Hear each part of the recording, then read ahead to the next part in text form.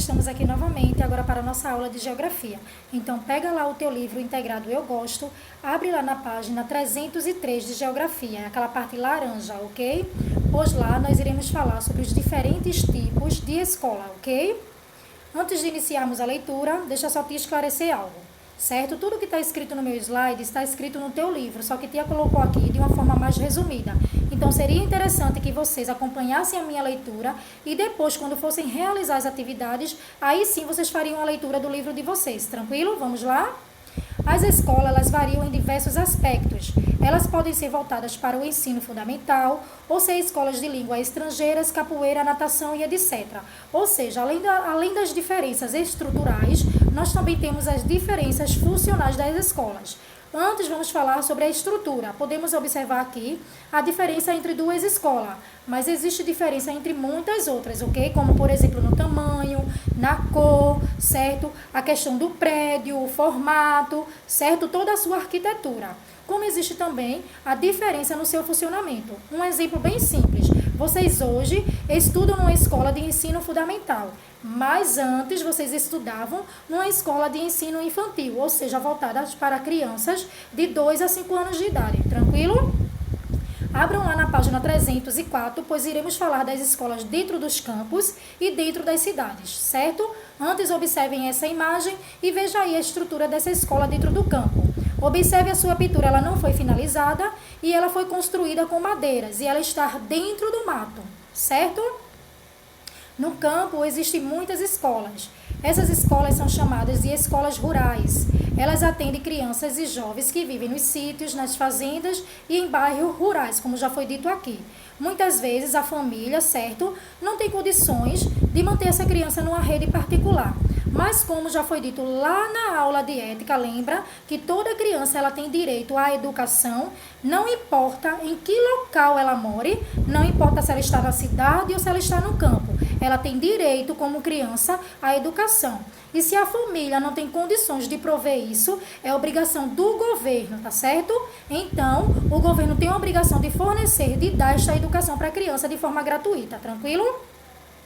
Nas cidades, vamos observar agora a estrutura dos prédios e as suas pinturas. Vejam como é diferente uma escola para outra, tá certo? Temos aqui mais uma imagem e podemos perceber aí a estrutura desse prédio, a questão da pintura, de tudo que está dentro dele, certo? Grande parte das escolas brasileiras atende a população que mora nas cidades. Existem escolas públicas e escolas particulares. Vamos lá agora entender o que é uma escola pública e o que é uma escola particular, tá certo? Uma escola pública, ela é implantada pelo governo municipal, estadual ou federal. Como eu já disse aqui, tá bom? Essa criança, ela tem direito à educação. E não importa onde ela esteja, em que estado ela esteja, ela tem direito a essa educação. E quem tem que garantir isso é o nosso governo, seja ele municipal, estadual ou federal, certo? E as escolas particulares são aquelas fundadas por pessoas que trabalham na área da educação. Um exemplo, tia Ana Margarete, por exemplo.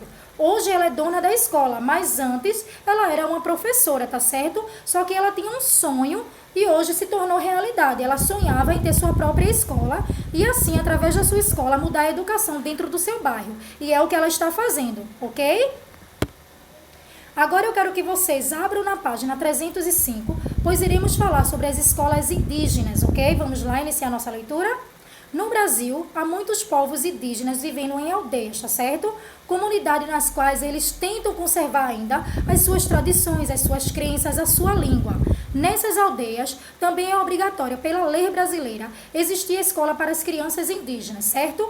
Pois, mesmo sendo criança indígena, essa criança tem direito à educação.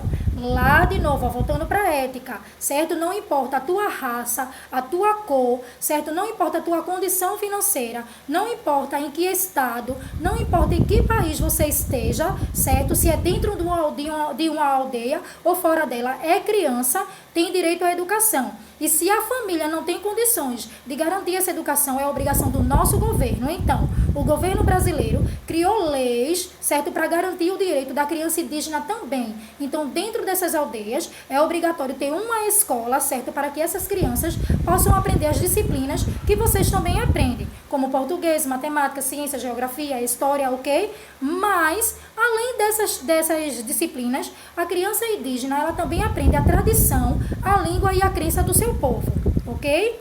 Observamos aqui a imagem de uma escola indígena. Observe que ela tem o teto todo coberto por palha, mas ela não tem parede ao seu redor, certo? Mas dentro da escola tem cadeira, certo? Tem um quadro. É muito parecido com as escolas que temos aqui na nossa cidade. Tranquilo? Além de estudar na escola, a criança indígena aprende com os mais velhos que lhe ensinam a história do seu povo, certo? Ou seja, uma pessoa idosa, a pessoa mais velha da aldeia, vai ensinar para a criança a história de todo o seu povo. Vai ensinar também as técnicas de caça, de pesca e vai ensinar também essa criança a plantar e fabricar o alimento. Ou seja, um dos alimentos é a mandioca, certo? A farinha da mandioca, como podemos ver aqui na imagem. E vida de criança indígena, né, criançada? Ó, não é fácil e, como tia costuma dizer, rapadura é doce, mas não é mole, tá certo?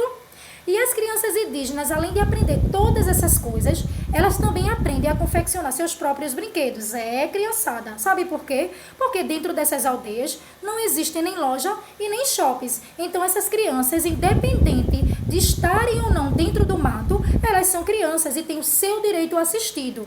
Então, como criança, e com o direito de uma da criança também é brincar, certo? A criança tem direito a brincar, lembra lá? Ética? Toda criança tem direito a brincar, então essas crianças têm direito a esse tipo de lazer, certo? E então, como elas não têm o acesso aos brinquedos que vocês têm hoje, elas são ensinadas a fabricarem seus próprios brinquedos. Que legal, né não? Agora, ainda na página 304, mas a gente vai dar um pulinho na 305 e 306, ok? Desculpa aí. Vamos falar sobre as escolas quilombolas. Vamos ler? Quilombos, na história de nosso país, eram os locais onde os africanos e seus descendentes iam morar quando fugiam das fazendas ou das cidades nas quais eles eram escravizados. Ou seja, os quilombolas, certo, vieram da África e esses povos, eles eram obrigados a trabalharem para os povos brancos, certo? Para as pessoas brancas. E eles trabalhavam de uma forma muito dura, de uma forma escravatória mesmo, certo? E alguns deles conseguiam fugir. E quando eles fugiam, eles iam para os quilombos, tá certo? Esses quilombos, eles ficavam em áreas de difícil acesso, como no meio dos matos, por exemplo. Mas lá, eles aprendiam a plantar, a colher, a caçar, a pescar e eles também fabricavam produtos artesanais para poder viver, para poder vender e assim sobreviver, ok? Aqui podemos ver a imagem de uma escola quilombola, ok? Vamos lá agora para a página 306. De acordo com a lei, nos quilombos devem haver escolas para as crianças aprenderem tanto as disciplinas do ensino fundamental como a história dos seus antepassados, ok? E, em geral, são os próprios professores que irão pesquisar, certo? Vão pesquisar como os quilombolas surgiram, tá certo? E como eles foram fundados, ok? Ou seja, da mesma forma que as escolas indígenas, os nossos quilombolas também. Os professores, eles são responsáveis por dar e por manter, certo, a origem do seu povo, certo? Aqui também, ó, podemos observar uma outra escola do quilombo. Não é muito diferente da nossa, né? Uma estrutura menos favorecida, mas também está lá. Agora o desafio da aula de geografia, certo? Esse desafio ele vale de 1 a 10 pontos e será colocado na caderneta da segunda unidade. Eu quero que vocês desenhem a disciplina lá no caderninho de vocês, tá bom? De geografia, uma escola indígena, certo? Vocês vão pesquisar vários tipos de escola indígena, vocês vão desenhar com bastante capricho e vão escrever 3 curiosidades sobre o ensino dessa escola. Aqui eu falei de alguns, tá bom? Mas vocês podem repetir os que eu falei, não tem problema. Mas o interessante é que vocês tragam novidade pra gente, para que assim nós possamos ampliar os nossos conhecimentos, tranquilo? Então, vocês vão bater uma foto quando tiver feito e mandar para o meu zap, certo? Beijo, criançada. Até a próxima aula. Fiquem com Deus.